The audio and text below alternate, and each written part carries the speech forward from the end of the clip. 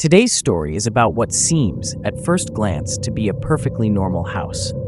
You see, if you were driving down Ocean Avenue in Amityville, New York, in the fall of 1974, you might have noticed number 112, a beautiful Dutch Colonial house with distinctive quarter-moon windows that seemed to watch over the neighborhood like eyes. From the outside, it looked like any other upscale home in this quiet Long Island community. But here's the thing. What happened inside those walls would not only shock an entire nation, but would go on to become one of the most controversial and debated supernatural cases in American history. But I need to warn you, this story takes some extremely dark turns. What I'm about to tell you involves both real-world tragedy and claims of supernatural horror that have divided investigators and researchers for decades. And stick around until the end, because what happened after the initial tragedy would leave even hardened paranormal investigators questioning everything they thought they knew about the line between the living and the dead. Let me tell you about this house. You see, 112 Ocean Avenue wasn't just any home. It was a prestigious Dutch Colonial built in 1927, the kind of place that represented success and stability in this quiet Long Island community. For nearly 4 decades, nothing particularly unusual happened there. But that all changed when the DeFeo family purchased it in 1965 for $65,000, seeing it as their piece of the American dream. Ronald DeFeo Sr. and his wife Louise lived there with their 5 children: Dawn, Ronald Jr., who everyone called Butch, Allison, Mark, and John Matthew. From the outside, they seemed to have it all: a successful car dealership, a beautiful home, and what appeared to be the perfect American family. Here's the thing, though. Beneath that perfect exterior, something was very wrong in the DeFeo household. You see, Ronald Sr. was known for his explosive temper, and young Butch had grown into a troubled young man. By 1974, at just 23 years old, Butch was already deep into drug use, had a history of violent outbursts, and was known to steal money from the family business. But what happened on the night of November 13, 1974, would transform this family's private struggles into something far more sinister. The temperature that Wednesday evening had dropped into the low 40s, and a light drizzle was falling on Ocean Avenue when Butch DeFeo burst through the door of Henry's bar. The wooden door slammed against the wall with such force that several patrons jumped, their drinks sloshing onto the worn bar top. It was just after 6:30 p.m. when Butch, his eyes wild with panic, started screaming that someone had shot his parents. What happens next would puzzle investigators for years to come. You see, several of the bar's patrons, including Butch's friend Bobby Kelsky, immediately raced to the house with him. When they arrived at 112 Ocean Avenue, someone called the Suffolk County Police Department, and within minutes, Officer Kenneth Gagusky was first on the scene. But here's where things get strange. You see, when Gagusky and the other responding officers entered the house, everything seemed unnaturally still. There was no sign of forced entry, no evidence of a struggle, and most puzzling of all, no signs that anyone had heard the gunshots, despite the houses being fairly close together. Moving through the home, room by room, they uncovered a scene that would haunt them for the rest of their lives. In the master bedroom, Ronald Sr. and Louise DeFeo lay face down in their beds, both shot with a .35 caliber Marlin rifle. The same horrific tableau was repeated in each of the children's bedrooms. Dawn, age 18, Allison, 13, Mark, 12, and little John Matthew, just 9 years old. Detective Gerard Gozeloff, who arrived at the scene around 7:30 p.m., would later describe it as one of the most peculiar crime scenes he'd ever encountered. 6 victims, all shot while apparently sleeping, all found face down in their beds. No signs of struggle, no signs that any of them had tried to escape or even woken up. The detective immediately ordered toxicology tests, wondering if the victims had been sedated, but the results would prove inconclusive.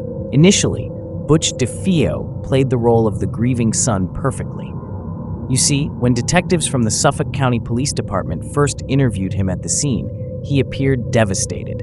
Through tears, he suggested that Louis Fellini, a mafia hitman who had a grudge against his father, might have been responsible. The police took this lead seriously at first. After all, Ronald DeFeo Sr. had connections to the car business that could have made him enemies. But there's something about Butch's story that didn't add up. As Detective Gozoloff and his partner combed through the evidence, inconsistencies began to emerge. The position of the bodies suggested the killer had moved methodically through the house, room by room. There were no signs of forced entry. And most tellingly, they found a box for a .35 caliber Marlin rifle in Butch's room, the same type of weapon used in the murders. When they brought him in for formal questioning on November 14th, something unexpected happened, something that would change the direction of the entire investigation. After hours of interrogation, Butch suddenly broke down. "Once I started," he told the detectives, "I just couldn't stop. It went so fast." But even his confession wasn't straightforward. Over the next few days, Butch's story kept changing. First, he claimed self-defense, saying his family was plotting against him. Then, he accused his sister Dawn of helping him commit the murders before he killed her too. Later, he would claim he heard voices in the house telling him to kill his family. The trial began on October 14, 1975, in Westbury, New York. William Weber, DeFeo's defense attorney, attempted an ambitious strategy. Rather than deny his client's involvement, Weber argued that Butch had been driven to kill by supernatural forces within the house. He brought in psychiatrists who testified about Butch's claims of hearing voices and experiencing demonic visions. The prosecution, led by Gerard Sullivan, methodically dismantled this defense.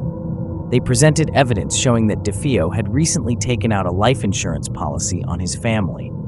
They demonstrated how the murders must have been carefully planned, pointing out that the rifle had been wrapped in a pillow to muffle the sound.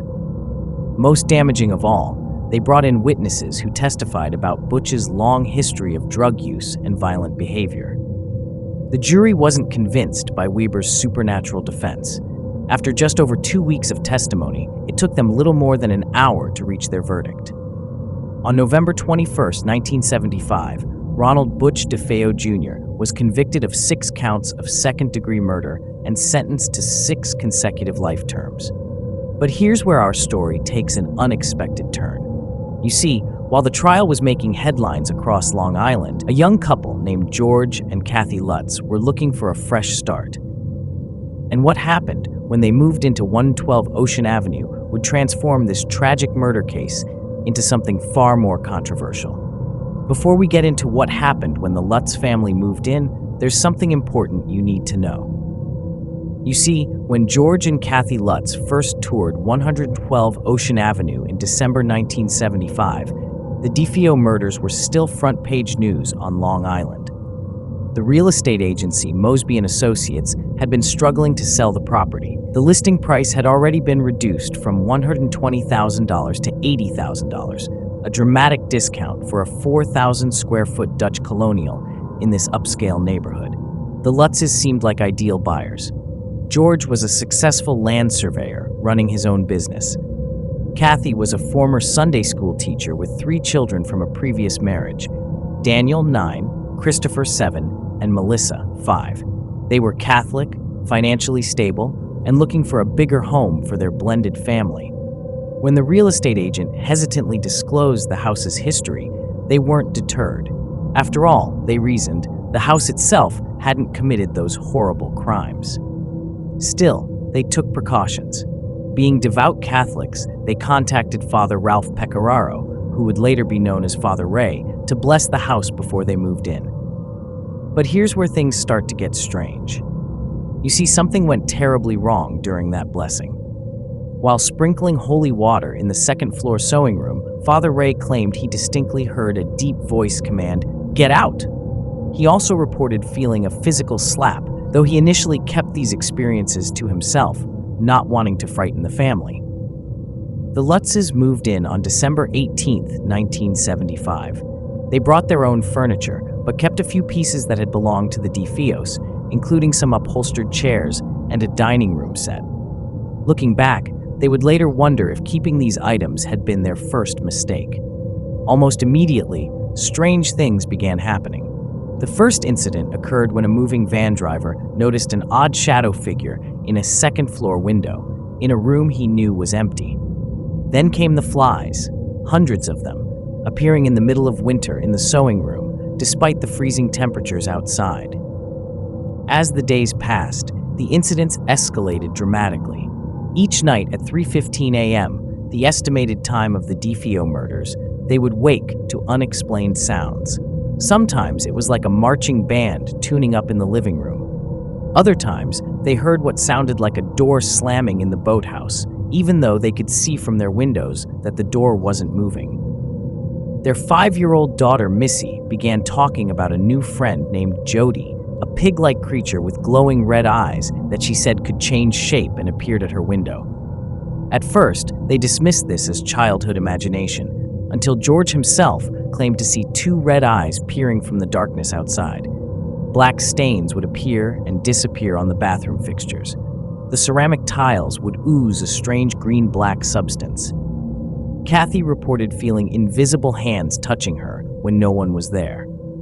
The temperature in the house would fluctuate wildly. One room would be freezing cold, while another was uncomfortably hot.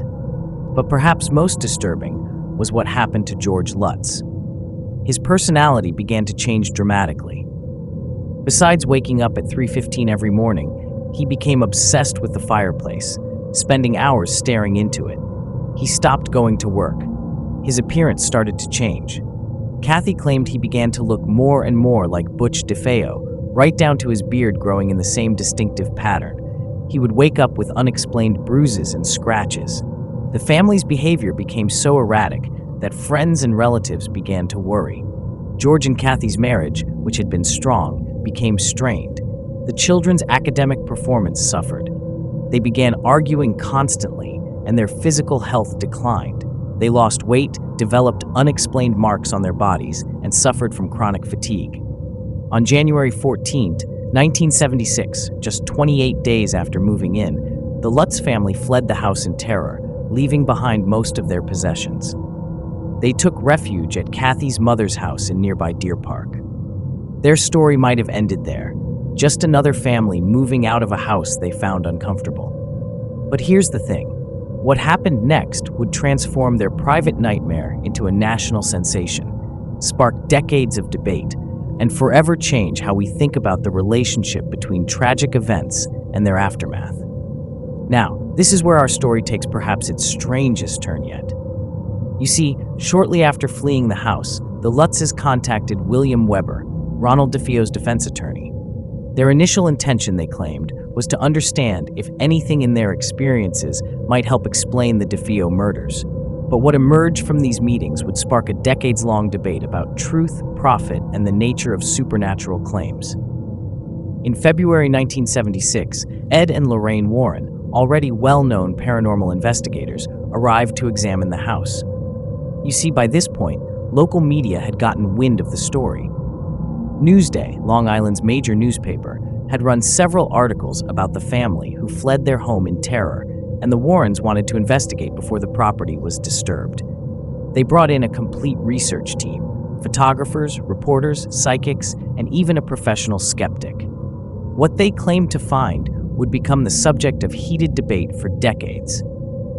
During their investigation, they captured numerous photographs showing what they believed were supernatural anomalies.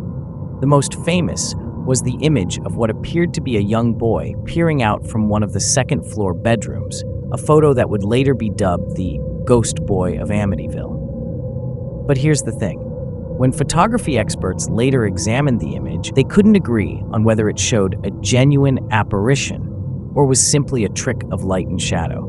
The Warrens conducted a séance in the house, during which they claimed to make contact with multiple spirits. According to Lorraine Warren, some of these entities had been there long before the DeFeo murders, suggesting the property itself might have been built on cursed ground. They reported extreme temperature fluctuations, mysterious odors, and unexplained physical phenomena. Ed Warren would later describe it as one of the most haunted houses in America. But that's when things get complicated. You see, scientific investigators proposed several rational explanations for the Lutz's experiences. Dr. Stephen Kaplan, a local parapsychologist, suggested that carbon monoxide poisoning from a faulty furnace could have caused hallucinations, personality changes, and feelings of oppression. Others pointed to the power of suggestion, combined with the stress of buying a house that had stretched their finances thin. The story took another dramatic turn in 1977. Jay Anson's book, The Amityville Horror, was published, becoming an instant bestseller. The book presented the Lutz's story as fact, complete with dramatic descriptions of supernatural events. It sold over 3 million copies and spawned a successful movie franchise, beginning with the 1979 film starring James Brolin and Margot Kidder. But then, William Weber dropped a bombshell. In a 1979 interview with People magazine, he claimed that he and the Lutzes had created this horror story over many bottles of wine. According to Weber, while some of the supernatural claims were inspired by the Lutzes' real experiences, many of the more dramatic elements were fabricated to create a more marketable story. The Lutzes immediately sued Weber for invasion of privacy and unauthorized use of their names for trade purposes. During the legal proceedings, they admitted to meeting with Weber, but maintained that their experiences in the house were real. By this point, they had made approximately $300,000 from book rights and media appearances. Subsequent owners of the house, including the Cromartie family, who lived there for over a decade, reported no paranormal activity whatsoever. James Cromartie told the press, "Nothing weird ever happened, except people coming by because of the book and the movie." The house itself has undergone numerous changes since the Lutz family fled. The distinctive quarter-moon windows that gave the house its eye-like appearance were replaced. The boathouse was removed. The interior layout was modified. Even the address was changed to discourage tourists. In 2016, the house was listed for $850,000, eventually selling for $605,000. Quite a change from the $80,000 the Lutzes paid in 1975. The story's impact on popular culture has been enormous. Besides Anson's book and the original film, there have been numerous sequels, remakes, documentaries, and books examining the case. The house's Dutch Colonial architecture, with its eye-like windows, has become an iconic image in horror culture, instantly recognizable even to people who don't know the full story. George and Kathy Lutz maintained their story until their deaths, George in 2006 and Kathy in 2004. Their children have given conflicting accounts over the years. Daniel Lutz, who was 9 at the time, has stood by the supernatural claims, even appearing in the 2013 documentary My Amityville Horror.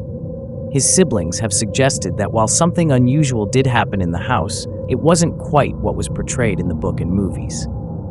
The DeFeo murders remain an undisputed tragedy, 6 lives cut brutally short by someone who should have protected them. Ronald Butch DeFeo Jr. died in prison in 2021, never having provided a consistent explanation for his actions that terrible night. The reality is, we may never know exactly what happened during those 28 days when the Lutz family lived at 112 Ocean Avenue. What we do know is that their story forever changed how we think about the relationship between tragic events and their aftermath, between the physical world we can see and touch, and the mysteries that might lie just beyond our understanding. Some say that on quiet nights, if you drive past where the house still stands, you might notice something unusual about the new windows that replaced those distinctive eyes. According to local residents, sometimes, just sometimes, they seem to follow you as you pass by. But that's for you to decide. If you like this story of the strange, dark, and mysterious, make sure to let me know in the comments. And remember, sometimes the scariest stories aren't about what we can see, but about what we think we see in the shadows of our own minds.